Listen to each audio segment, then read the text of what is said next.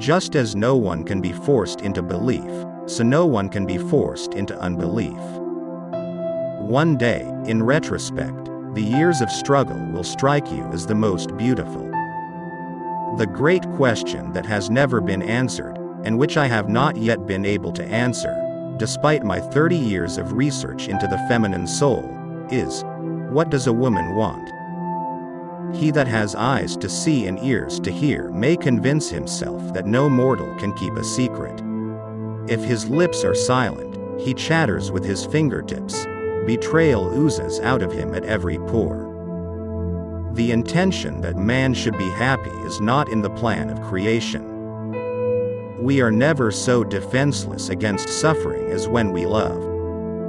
I cannot think of any need in childhood as strong as the need for a father's protection. Being entirely honest with oneself is a good exercise. We are never so defenseless against suffering as when we love. Where does a thought go when it's forgotten? A woman should soften but not weaken a man. Experience teaches us that the world is not a nursery. Future ages will produce further great advances in this realm of culture, probably inconceivable now, and will increase man's likeness to a god still more. It is impossible to escape the impression that people commonly use false standards of measurement. Words have a magical power. They can bring either the greatest happiness or deepest despair. It is that we are never so defenseless against suffering as when we love, never so helplessly unhappy as when we have lost our loved object or its love. Religion is an attempt to get control over the sensory world, in which we are placed, by means of the wish world, which we have developed inside us as a result of biological and psychological necessities. He does not believe that does not live according to his belief. When making a decision of minor importance, I have always found it advantageous to consider all the pros and cons. Everywhere I go I find a poet has been there before me. Religion is a system of wishful illusions together with a disavowal of reality. Life, as we find it, is too hard for us. It brings us too many pains, disappointments and impossible tasks. In the depths of my heart, I can't help being convinced that my dear fellow men, with a few exceptions, are worthless. Neurotics complain of their illness, but they make the most of it, and when it comes to taking it away from them they will defend it like a lioness her young. Words are capable of arousing the strongest emotions and prompting all men's actions. The ego is not master in its own house. The voice of the intellect is a soft one, but it does not rest until it has gained a hearing. The ego refuses to be distressed by the provocations of reality, to let itself be compelled to suffer. The pleasure of satisfying a savage instinct, undomesticated by the ego, is incomparably much more intense than the one of satisfying a tamed instinct.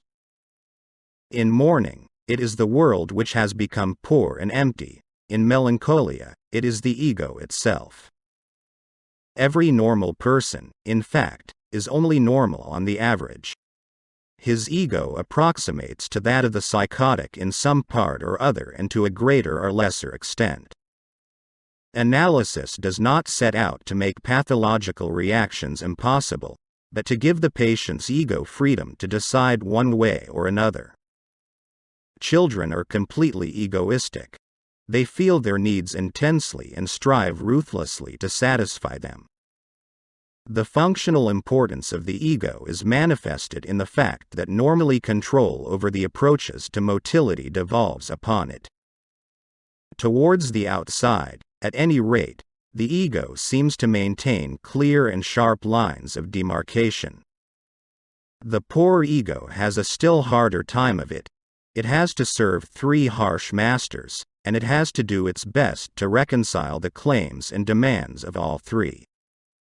At the height of being in love, the boundary between ego and object threatens to melt away. Originally, the ego includes everything. Later, it detaches from itself the external world. There is no doubt that the resistance of the conscious and unconscious ego operates under the sway of the pleasure principle. The ego feeling we are aware of now is thus only a shrunken vestige of a far more extensive feeling. The ego is first and foremost a bodily ego. It is not merely a surface entity, but is itself the projection of a surface. Everyone has wishes which he would not like to tell to others, which he does not want to admit even to himself. The virtuous man contents himself with dreaming that which the wicked man does in actual life. We are what we are because we have been what we have been. Dreams may be thus stated: they are concealed realizations of repressed desires. Dreams with a painful content are to be analyzed as the fulfillments of wishes. Dream disfigurement, then, turns out in reality to be an act of the censor. The ideas so far produced are insufficient for the interpretation of the dream. The dream is a sort of substitution for those emotional and intellectual trains of thought. Dreams tell us many an unpleasant biological truth about ourselves, and only very free minds can thrive on such a diet. Self-deception is a plant which withers fast in the pellucid atmosphere of dream investigation.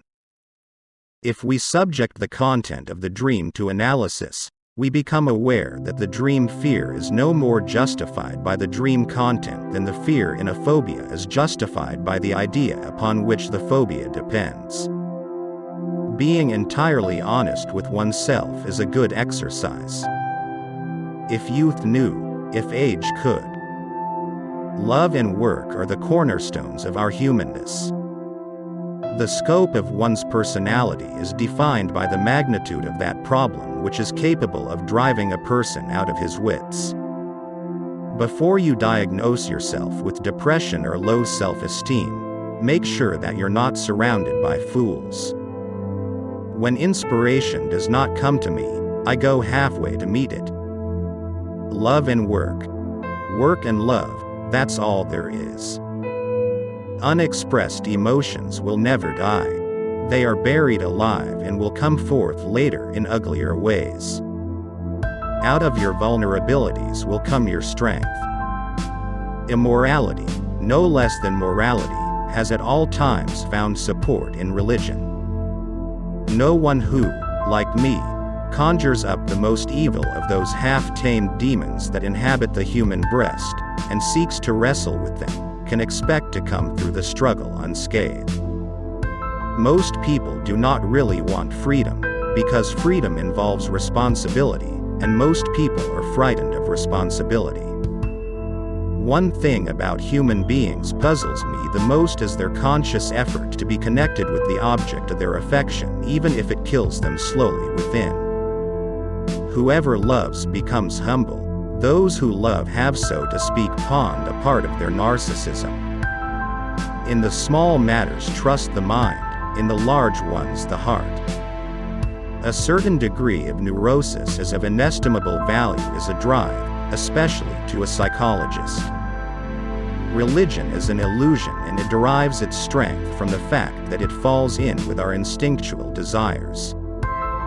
Men are more moral than they think and far more immoral than they can imagine. The madman is a dreamer awake. Beauty has no obvious use, nor is there any clear cultural necessity for it. Yet civilization could not do without it. No, our science is no illusion, but an illusion it would be to suppose that what science cannot give us we can get elsewhere. I have found little that is good about human beings on the whole. Friendship is an art of keeping distance, while love is an art of intimacy. A civilization which leaves so large a number of its participants unsatisfied and drives them into revolt neither has nor deserves the prospect of a lasting existence. We choose not randomly each other. We meet only those who already exists in our subconscious. The interpretation of dreams is the royal road to a knowledge of the unconscious activities of the mind. The goal of all life is death. What a distressing contrast there is between the radiant intelligence of the child and the feeble mentality of the average adult. Neurosis is the inability to tolerate ambiguity. The doctor should be opaque to his patients and, like a mirror, should show them nothing but what is shown to him. The voice of the intellect is a soft one, but it does not rest until it has gained a hearing. Dreams are often most profound when they seem the most crazy. The first human who hurled an insult instead of a stone was the founder of civilization. Flowers are restful to look at. They have neither emotions nor conflicts.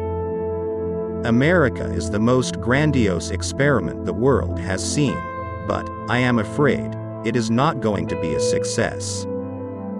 The mind is like an iceberg, it floats with 1/7 of its bulk above water.